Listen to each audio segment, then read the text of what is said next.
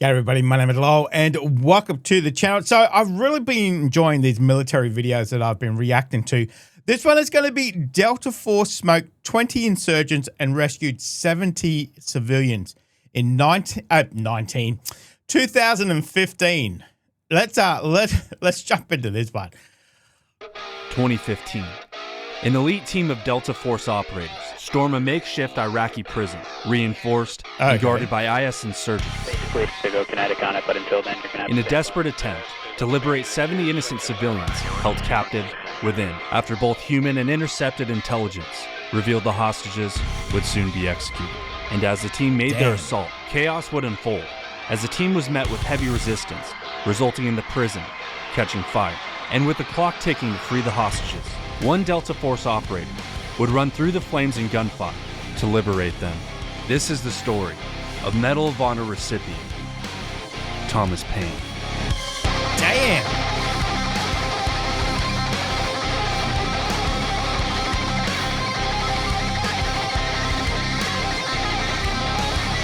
In 2001, America was changed forever.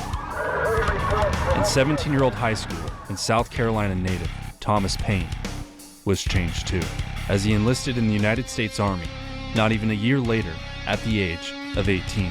And ignited with a deep sense of patriotism, Payne set out to put the hurt on terror, setting his sights on the 75th Ranger Regiment. And by 2003, he would be assigned as a rifleman at Company Alpha of the 1st Battalion, 75th Ranger Regiment. And while at battalion, Payne quickly distinguished himself as a highly motivated and dedicated operator, partaking in multiple deployments to both Iraq and Afghanistan, where he was involved in various combat operations. His experiences in these early deployments honed his leadership skills and tactical expertise, laying the groundwork for what would come of his career in special operations, as by 2007, Payne would serve as a sniper team leader and later attend and complete Ranger School, where he'd graduate as the class's honorman. And in that same year, Payne would shift his sights on joining the U.S. Army's most elite special operations unit, Delta Force. I got one more in there. To the east! To the east! 200 meters! And after completing Delta's rigorous selection process, Payne now took part in the nation's most sensitive and high-risk missions, often under direct orders of the National Command Authority, including counterterrorism operations, direct I'm sorry about the background music. It's getting annoying. I don't know why people put it in, but I can't change it so. But the story is very captivating. action raids, and the bread and butter of Delta, hostage rescue. And by 2015, the Islamic State significantly escalated its use of hostages as part of its broad... People are still asleep. It's like, what the hell is going on? The Islamic State significantly escalated its use of hostages as part of its broader strategy of terror and propaganda, using kidnapping as a tactic to leverage and achieve various objectives, from sensationalism to financial gain, and as a deterrence from the United States and allied troops to think twice about dropping bombs. And as IS fighters expanded their control over large areas in Iraq and Syria, they abducted thousands of civilians, journalists, aid workers, and soldiers, leading to a massive demand in hostage rescue operations, largely helmed by Delta, SEAL Team 6, and British SAS, who were increasingly being deployed to carry out these high-risk operations. But these hostage rescue missions were extremely dangerous due to the nature of IS strongholds, which were heavily fortified and defended, coupled by the group's willingness to execute hostages at the first sign of rescue attempts, adding to the complexity and urgency of these sensitive operations. And by October of that same year, the Islamic State was considered to be at the height of its power and activity, engaging in numerous violent and barbaric confrontations with Iraqi civilians. After seizing control of the northern Iraqi town of Hawija, and soon Hawija would become a significant stronghold for IS fighters in the region. Hawija was strategically located in proximity to major cities like Mosul and Tikrit, allowing IS fighters to maintain pressure on the surrounding areas, disrupting attempts by Iraqi and coalition forces to regain control of the fortified town. And reports soon indicated that IS fighters began imprisoning Iraqi civilians in Hawija who failed to fall in line under their harsh rule.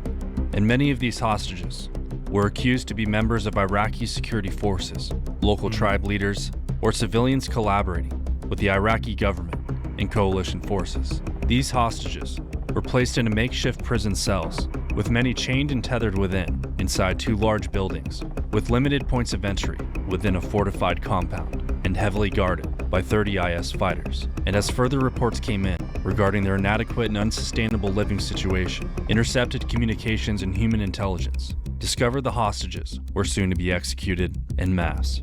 And satellite imagery of the compound they were held revealed IS fighters on the ground, actively digging a massive grave. And with an imminent threat, CENTCOM, JSOC, and the agency collaborated on a high-stakes hostage rescue operation, calling in a Kurdish counterterrorism unit and Delta Force to raid the compound. I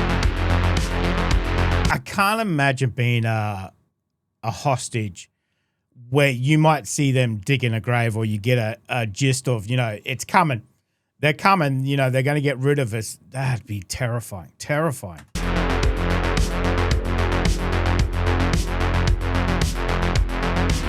The plan was firm and straightforward, with the assault force to be inserted via helicopter at a distance close enough to the compound to still maintain the element of surprise. Once on the ground, the team would breach the walls of the compound and split their priority of work amongst 2 teams, with one team hitting the first building and the other the second, with both making dynamic entries with either an explosive or mechanical breach. Once both teams secured each building and gathered the hostages, both teams would exfil, escorting the hostages to the exfil LZ. And Thomas Payne and his team knew they were in for a fight, as the 30 IS insurgents, among and within the compound, were heavily armed. But Delta rehearsed the operation meticulously, covering every practical contingency available. And as intel came in that the execution was imminent, the team had the green light to go. And on the evening of October 22nd, Payne and his men boarded a squadron of helicopters and arrived at the area of the IS stronghold. Basically what they're waiting for is to wait for that gas to go kinetic on it, but until then you're going to have to stand by. This is amazing, dude. Check this out. Upon insert, the team took heavy enemy fire from IS fighters on the ground. Despite this, the team was successfully inserted, and Payne and his men quickly established a perimeter before advancing toward the prison. Meanwhile, Kurdish troops on the ground attempted to blast through the prison wall, but failed to fully breach it. Payne and his team, undeterred, used ladders to scale the wall, and Master Sergeant Joshua Wheeler led the charge, but in doing so, he was immediately hit. But Wheeler's tenacity and leadership were instrumental in pushing the team to proceed, and once inside, Payne and his team broke off for the first building, and the remainder headed for the second. The team sweep through the dusty compound and engage the enemy.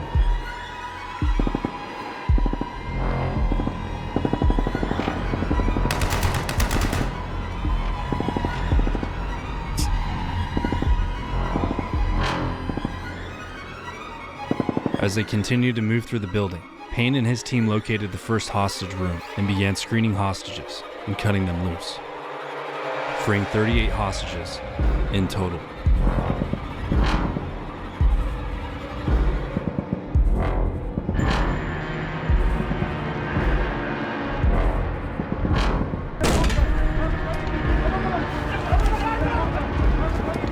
And while things were going smoothly, the team in the second building were under heavy fire, and Payne received their radio call for help as the men were failing to make progress, as IS fighters were hurling grenades and detonating suicide vests, halting their position. Payne led his team in a sprint across the compound, under heavy gunfire, to reinforce the team in Building 2. He and a teammate climbed to the roof to engage the insurgents from above, to break the enemy's defenses, allowing the second team to advance. But as they moved across the rooftop, they came under continuous fire, not only from the enemy below, but also from surrounding areas, forcing the men to move. And as the second building began to catch fire, Payne once again took charge of the assault and breached the second building, knowing full well the hostages inside were running out of time. As he moved, he raced through the smoke and suffocating heat, all the while IS fighters entrenched within sporadically fired from everywhere and anywhere. But despite these conditions, Payne led his team from room to room as they pushed and located the second hostage room. But the doors were heavily fortified with makeshift locks, and the hostages within were minutes away from being engulfed in flames. With only a few seconds to decide the fate of the prisoners, Payne raced outside to grab bolt cutters. As he returned, the hot air and smoke would become too overwhelming, but with the clock ticking, he continued to push through the flames and cut the first lock, unleashing 37 hostages from within. At that moment, another message came over the radio, ordering all teams to evacuate immediately as the building was about to collapse. But Dang. knowing there were still hostages inside, voluntarily remained in the building, running through the hallways, despite the raging fire, and remaining IS fighters, guiding and dragging hostages out of the building, and returning back inside 2 more times, to make sure every last hostage found their way through the flames and smoke. Dang. And only after everyone was safe did he report to his team leader that he was ready to evacuate. And as the teams rendezvoused outside the building, they moved in tandem, creating a human shield around the hostages as they raced for exfil. God, not only do you have to, obviously firefight and people with guns trying to kill you, now you've got to fight with the bloody buildings on fire. It's like, oh my God, okay.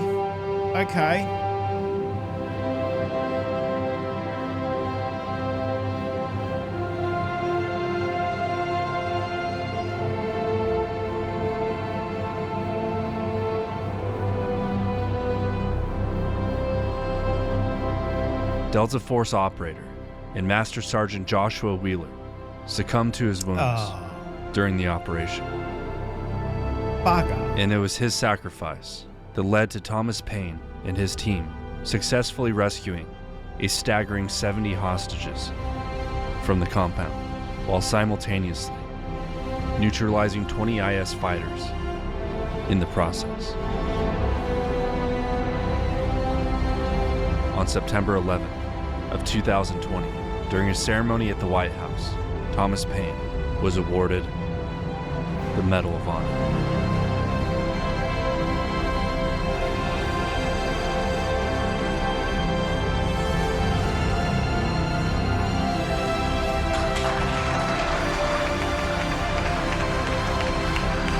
Dang.